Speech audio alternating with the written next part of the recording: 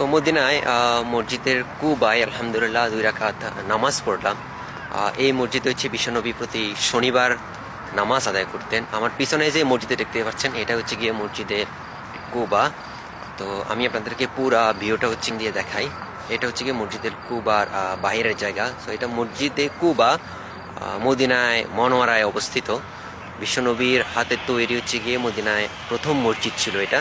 এটার ঐতিহাসিক তাৎপর্য রয়েছে, এখানে নামাজ পড়ার অনেক ফজিলত রয়েছে। আপনি বিশ্বনবী হযরত মুহাম্মদ সাল্লাল্লাহু আলাইহি সাল্লাম মদিনায় এসে প্রথম যে মসজিদটি তৈরি করেন সেটা হচ্ছে গিয়ে মসজিদের কুবা মসজিদ। আসসালামু আলাইকুম, স্বাগত জানাচ্ছি নতুন আরেকটি ভিডিওতে।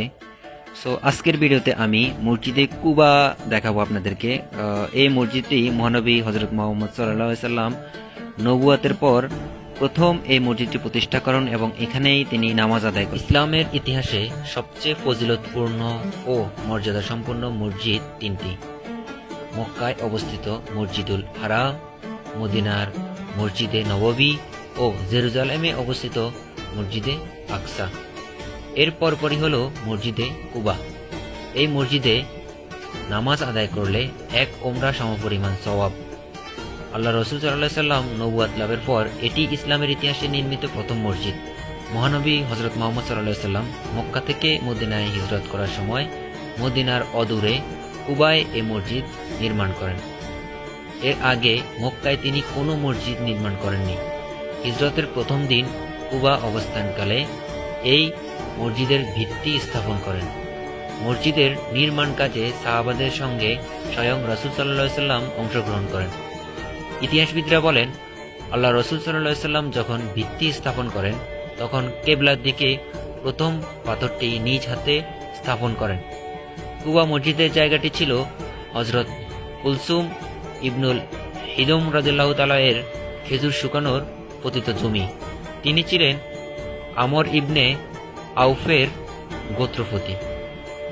এখানে হযরত মুহাম্মদ সাল্লাল্লাহু আলাইহি সাল্লাম 14 দিন, কেউ কেউ বলেন 10 দিন অবস্থান করেন, তার মধ্যে আতিথ্য গ্রহণ করেন।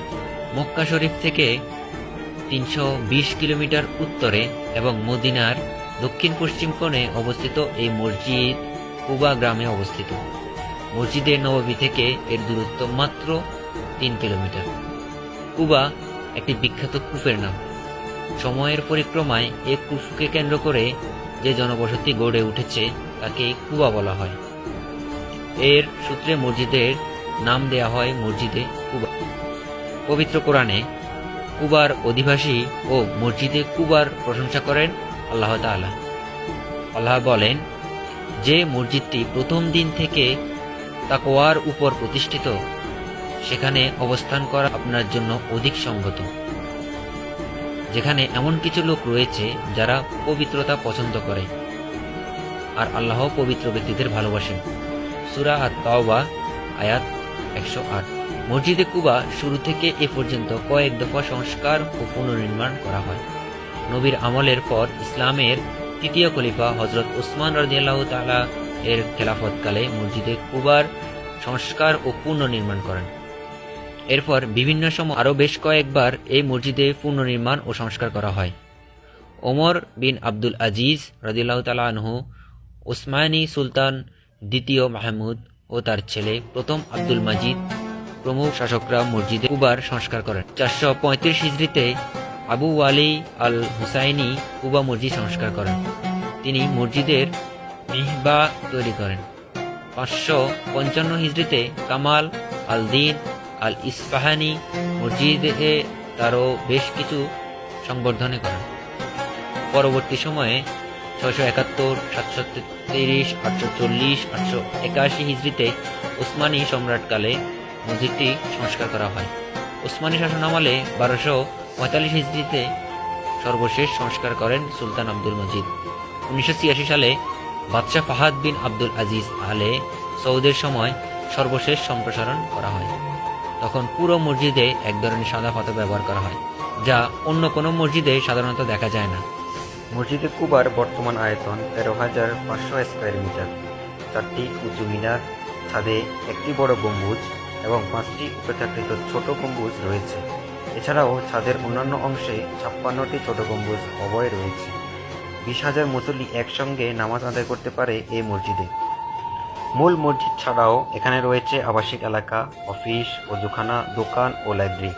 তবে মসজিদের মূল আকর্ষণ বিশাল গম্বুজ এবং 4 কোণায় 4টি সুউচ্চ মিনার। মসজিদে চতুর্দিকে সবুজ পাম গাছের বলয় মসজিদটিকে সৌন্দর্য আরও বাড়িয়ে দিয়েছে। মসজিদটি দেখতে প্রতিদিন প্রচুর মানুষ আসেন। মসজিদের নারী ও পুরুষদের নামাজের জায়গা ও প্রবেশ পথ সম্পূর্ণ আলাদা, অজুর জায়গাও ভিন্ন। সম্পূর্ণ শীতাতপ নিয়ন্ত্রিত এই মসজিদের ভেতরে কারুকাজও বেশ মনোমুগ্ধকর। মূল মসজিদের ভবনের মেঝে একটি খালি জায়গা রয়েছে, যেখানে নামাজ আদায়ের ব্যবস্থা রয়েছে। দামি কার্পেট বিছানা মেঝেতে মুসল্লিরা নামাজ আদায় করেন। এছাড়াও রয়েছে জমজম পানির ব্যবস্থা। মসজিদের উত্তর দিকে নারীদের জন্য সংরক্ষিত 112 বর্গ মিটার অংশ জুড়ে ইমাম ও মুয়াজ্জিন থাকার জায়গা, একটি লাইব্রেরি, প্রহরী থাকার জায়গা এবং 450 বর্গ মিটার স্থানে 12টি দোকান সমৃদ্ধ একটি বাণিজ্যিক এলাকা। মসজিদে 7টি মূল প্রবেশদ্বার ও 12টি সম্পূরক প্রবেশপথ রয়েছে।